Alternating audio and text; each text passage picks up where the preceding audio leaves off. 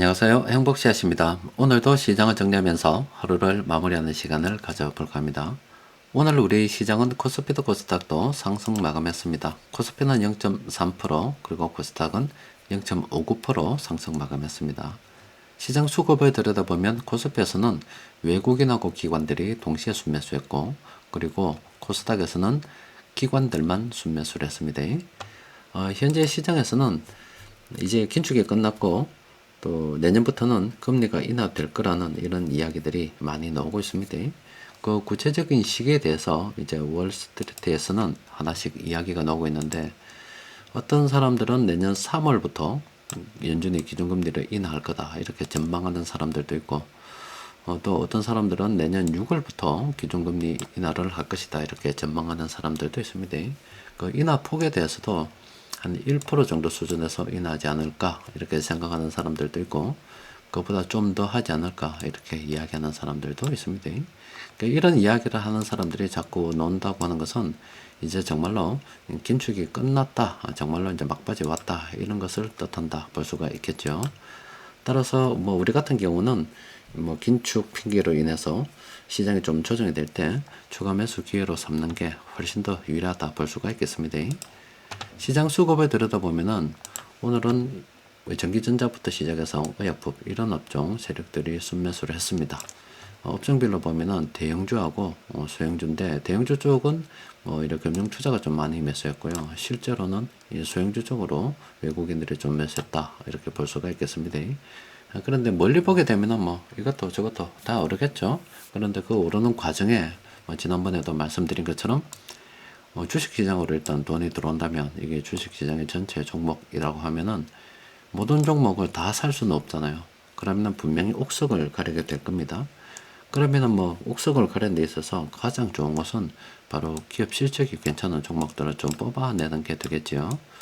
어떤 기업들이 실적이 좋은지 우리는 뭐 전부 다 알 수가 없기 때문에 일단은 세력들이 그 매집하는 종목들이 이렇게 있을 겁니다. 이렇게 매집하는 종목들 쭉 들여다보고서, 그러면 세력들도 뭔가 이유가 있으니까 볼 거예요. 지금 실적이 좋은데 앞으로도 좋은 거, 지금은 나쁘지만 앞으로 좋을 것으로 예상이 되는 거, 뭐 여러 가지 종목들이 있겠죠. 그러면은 세력들이 매집하는 종목들 중에서 현금 흐름이 괜찮은 종목들, 또 주가 수준이 좀 낮은 종목들 우리가 매매를 선택해서 하는 게 훨씬 더 유리하다 볼 수가 있겠습니다. 세력들이 공통적으로 매집한 종목 들여다보면은 오늘은 10개 종목이 있습니다. 들여다보니까 오늘은 별반 좋은 종목은 없더라고요. 일단 LX 인터내셔널은 아직은 추세가 하락 추세이기 때문에 좀 더 기다려야 될 것 같습니다. 그리고 삼성전공 같은 경우는 참 괜찮은데 이 매수 시기를 안 주고 있습니다. 뭐 이때만 해도, 그 이전까지만 해도 이렇게 좀 몰렸다가 눌림목을 주고, 좀 몰렸다가 눌림목을 주고 해서 이 눌림목 부분에서 충분히 매매를 할 수가 있었는데, 지금은 이렇게 항상 이렇게 지나간 걸 본다 하더라도 이렇게 파란색 신호들이 나올 때는 좀 적절하지 않습니다. 그리고 좀 기다려야 되는데, 지난번 이후도 기다렸습니다만 이렇게 눌림목 없이 계속 나아가고 있어요. 그래서 이것도 좀 더 기다려야 됩니다. 또 그리고 셀트리온 같은 경우는 참 좋았는데 그죠. 어제가 참 좋았습니다. 그 이전에 한 며칠도 참 좋았죠. 이런 눌림목이 참 좋았는데, 눌림목 때는 뭐 더 떨어질까 겁이 나서 못 들어간다 하더라도 강하게 이렇게 치고 올릴 때는 어제가 참 들어갔어야 되는데, 일단 오늘은 정고점이 넘어버렸죠. 또 단시간에 급등을 해버렸잖아요. 그래서 이거는 괜찮은데 버스가 하루 차이로 떠나봤다, 방금 떠났다, 떠나가는 뒷모습을 보고 있다 이렇게 보시면 되겠습니다. 그러니까 이때 이제 막 억지로 뛰어가서 타게 되면은 추격 매수가 되는 겁니다. 항상 기다렸다가 오면 타야지 뒤쫓아가서 하는 그 추격 매수는 좋지 않습니다. 그러니까 뭐 이미 못 탔다 그러면은 막 깔끔하게 버리는 게 시원합니다. 영원무역 같은 경우는 아직 좀 더 기다려야 되겠죠. 또 그리고 코란리 같은 경우도 좀 더 기다려야 될 것 같습니다. 한정기술도 좀 더 기다려야 될 것 같고, 현대홈쇼핑은 괜찮아요. 이거는 쭉 끊어놓고 보면은 더 들어갈 수가 있겠다 생각해 볼 수가 있는데, 이것도 마찬가지로 앞서 본 것처럼 지금 막 좀 올랐잖아요. 좀 이렇게 올라가지고 좀 기다려야 되겠죠.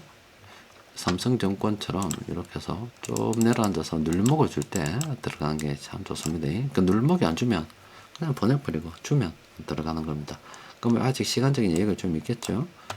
그러면 현대 홈쇼핑 좀 들여다보고서 기관들 분명히 들어왔기 때문에 상승 추세 평범한 구간으로 일단 들어가게 되는 거고, 그러면은 요거 현금 흐름 좀 살펴보고 괜찮다 그러면 눌목을 좀 기다리는 거고, 뭐 일단 세력이 들어온 것 같은데 뭐 나는 별로 마음에 안 든다 그러면, 현금 흐름도 별로다 이라 그러면 그냥 많이 살짝 무시하는 겁니다. 자, 여튼 뭐 시장에서는 이제 기준금리 인하 시기에 대해서 왈가불가하고 있는 그런 상황입니다. 그러면은 결과적으로 사람들이 자꾸 이제 인하가 될 것 같으니까 이제 시기를 논하게 되는 거죠.